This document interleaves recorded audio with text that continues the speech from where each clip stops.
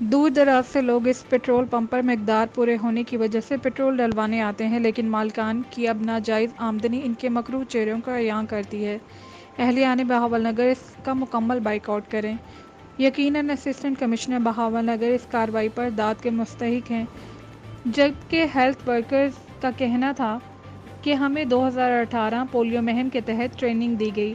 Training के बाद हमसे पोलियो मुहिम का काम भी करवाया गया, जो हम अपनी ईमानदारी से फ़र्ज़ सरअंजाम देते आए हैं, मगर हेल्थ डिपार्टमेंट हमें तनख्वाह के लिए इग्नोर कर रहे हैं। हमने अलग अलग प्रेस क्लब में अपना एहतजाज रिकॉर्ड करवाया है, मगर कोई अफसरान बाला ने हमसे रब्ता ना किया। रोड पर खड़े गाड़ियों की लंबी कतारों के बाद डीएचओ क्लर्क रमेश कुमार का मुजाहिरीन से बातचीत। 16 जून तक मामला हल कराने की इजाज़त दे दी गई।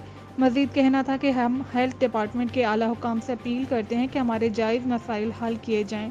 अगर दी हुई डेट पर हमारे मसाइल हल ना हुए तो हम दोबारा एहतजाज करेंगे।